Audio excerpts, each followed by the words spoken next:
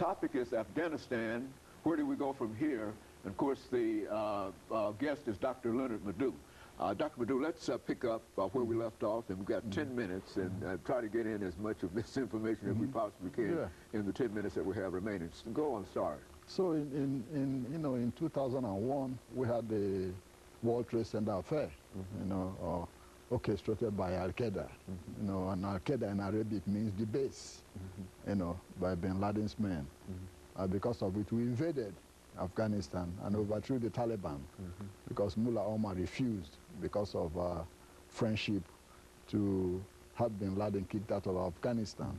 We invaded and installed Hamid Karzai as president of Afghanistan, who is still president up to now. Al-Qaeda left. I wouldn't say they left, we drove them out. But right now they have sanctuary in Waziristan, in Pakistan, where Bin Laden supposedly is staying. And people should understand, people say, well, why are the Taliban so strong up to now? They forget that across the border in Pakistan, you have also the Pashtuns. The Pashtuns are in Pakistan, and they're also in Afghanistan. So it's their brothers across, so they can just move across the border without anybody noticing. They speak the same language, you see. So that's what made it difficult to be able to penetrate or destroy the Taliban, because you have Talibans now in Pakistan, you have Talibans also now in Afghanistan. And people have to understand that the Taliban is what you call a Pashtun insurrectionist movement. They are predominantly Sunni Pashtuns, who are the Taliban. Most of the other ethnic groups, the Uzbeks and the Tajiks, are not part of the Taliban infrastructure. They're primarily, a Pashtun, insurrectionist movement. Now that, Al-Qaeda is out of, Afghanistan, people are wondering, why are we still there? Why are we still there? What are we doing? Currently, according to General McChrystal, who is the commander of our troops in Afghanistan, we have about 68,000 troops in Afghanistan.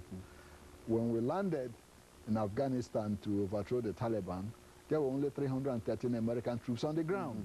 Actually, the fighting was done by the Tajik, insurrectionist movement led by Ahmed Shah Massoud. They will use them to overthrow the Taliban. And then, because we are busy in Iraq, we couldn't have enough troop strength in Afghanistan to do the job. Okay? So now we have 68,000 troops there. There's a pressure for 40,000 additional troops to bring the troop strength to about 100,000. And people are asking, why?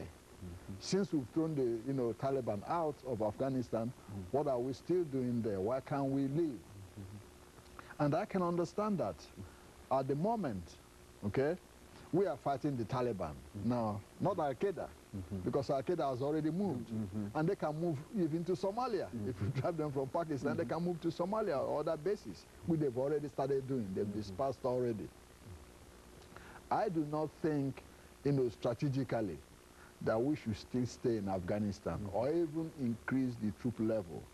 I think what we should do that will make some political sense is to do what we did in Iraq.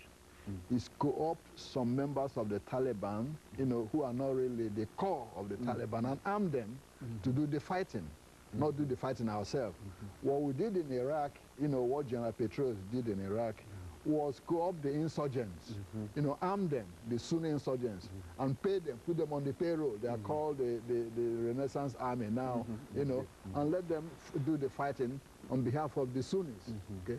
That's what we need to do in Afghanistan, is get those members of the Taliban who are not core Taliban and pay them, give them a job, and give them the guns to do the fighting against the Taliban. We can withdraw. American troops can withdraw to some strategic points in Afghanistan, like the Bagram Air Base, or stay in some of the big cities like Kabul and Kandahar, and then carry out strikes, with drones and helicopters, all these, wherever we find Al-Qaeda. What we are doing now is fighting the Taliban. It's like fighting the hometown people. And that's why resentment is growing now in Afghanistan against our troops. Even President Karzai is complaining about, bombings. Yeah, that is killing civilians. So they're getting angry at us. So the more we stay the more we start getting bogged down. And eventually we might get driven out, like they drove the Russians out. Yeah, because it seems that like that's what's happening now. We are fighting the Afghans, no more Al-Qaeda. You see, because the Taliban, they're Afghans. They have nothing to do. You said we're fighting the hometown Exactly, folks, we are fighting the hometown folks now. And that's not what we went there for. We went there to drive Al-Qaeda out, quite frankly. Since Al-Qaeda is out, we have no reason to want to stay there. Exactly. We don't no have strategic reason. No strategic reason to stay there. You know, militarily, we can still keep an eye on Al-Qaeda from bases within Afghanistan itself, just like we've done in Iraq now. Withdraw, you know, to bases in case there's any problem. We move in, you know, but arm the local people themselves to do the fighting themselves, you know, because what is happening now, regardless of how much we train the Afghan army, regardless of how much equipment we give the Afghan army, I do not think they are capable of defeating the Taliban, because the Taliban have, you know, ideological motivations to fight. There's a difference between an army that has the motivation to fight and an army that just wants to get paid. Okay, the Afghan army at the moment don't have that ideological zeal to be able to fight the Taliban. The Taliban, they are motivated ideologically, religiously, and otherwise, you know, to fight. You see, and that's the big difference between, you know, the army of Karzai, you know, and the Taliban themselves. You see, you have the Taliban everywhere. Now, Mullah Omar, who is the spiritual leader of the Taliban, is still in Afghanistan. But we can find him because nobody really knows what he looks like. You know, they know he has one eye he lost during the war against the Russians, but nobody ever saw his picture. They don't even know what he looks like. So he might be walking around in Kabul and nobody knows, you know. So he's still leading the insurrection in Afghanistan. And so now that a lot of members of Congress are questioning, particularly members of the, you know, Democratic Party are questioning, hey, why are we sending 40,000 more soldiers to Afghanistan? It doesn't make sense.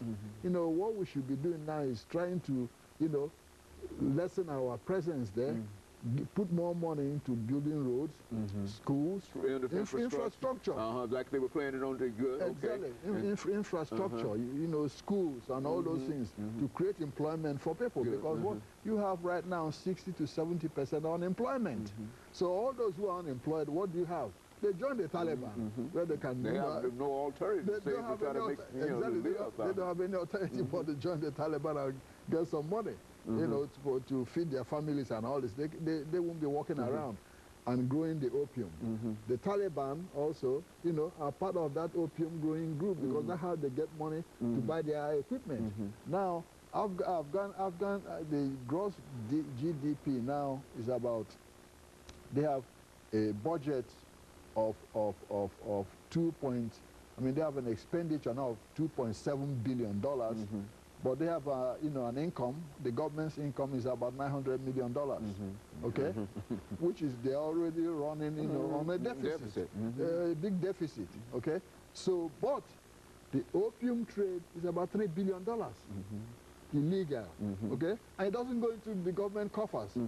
It goes into the Taliban covers, and, you know, because it's illegal, the government doesn't control it, okay? And so what does the government, what does the United States government want Karzai to do? They say, well, you know, you got to control that opium growing and all this. Karzai say, well, okay, fine. What are those farmers going to be growing? How can they make money? They got to have some.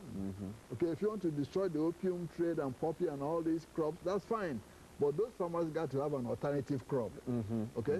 But the thing is that most of where those opium is grown is controlled by the Taliban. Karzai's, you know, authority doesn't extend beyond Kabul, like most people know. He doesn't even control the northern part of the country, which is under the control of General Dostum, or the western part of the country in Herat, which is under, you know, Iranian influence, or the Tajik, you know, territories, which is under, you know, control of other factions.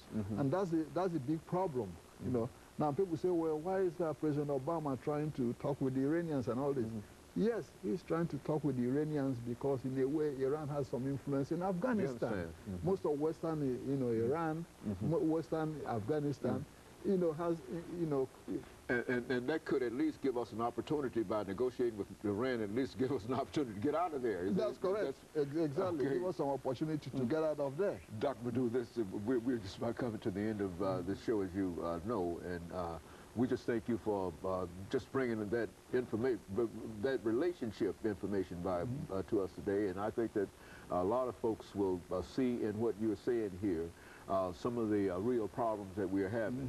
And of course, let me also encourage our audience to tune in again next week for another informative edition, and to remind them that most of these topics can be seen on our site on YouTube.